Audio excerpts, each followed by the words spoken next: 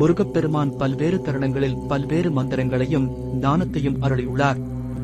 முருகன் சொன்ன மந்திரம் என்று குறிப்பிட்டுச் சொல்வதானால் முக்கியமாக 2 விஷயங்களை குறிப்பிடலாம்.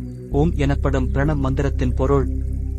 முதன்மையாக கூறப்படுவது பால முருகனாக இருக்கும்போது அவர் பிரம்மனிடம் படைப்பு ரகசியங்களை வினவியதாகவும் பிரம்மன் அதற்கு உரிய பதில் சொல்லாததால் அவரை சிறையிட்டதாகவும் கூறப்படுகிறது. பிறகு சிவபெருமான் முருகனிடம் பிரணவ மந்திரமான ஓம் என்பதன் பொருளை கேட்டபோது முருகன் தனது தந்தையான சிவனுக்கே அந்த பிரணவ மந்திரத்தின் முழு பொருளையும் உபதேசித்தார்.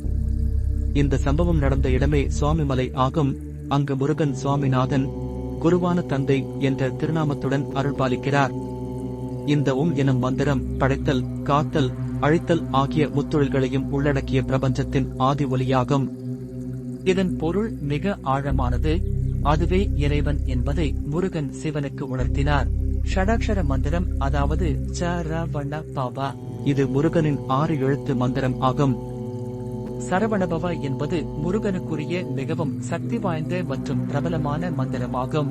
இது அவரது 6 முகங்களை குறிக்கிறது மற்றும் பல்வேறு பலன்களை அளிக்கக்கூடியது.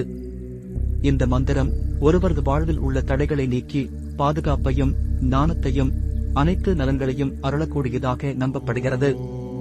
இது தவிர மற்ற சில முக்கியமான முருகன் மந்திரங்கள்.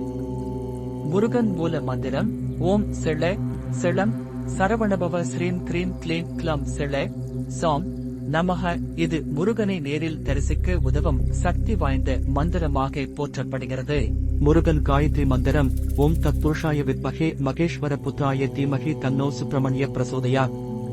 துன்பம் போக்கும் முருகன் மந்திரம் ஓம் சரவணா பாவாய நமஹ ஞான சக்திதரா ஸ்கந்தா வள்ளி கல்யாண சுந்தரா தேவசேனா மனாஹ கா ந கார்த்திகேய நமோசுதே ஓம் சுப்பிரமணியாய நமஹ.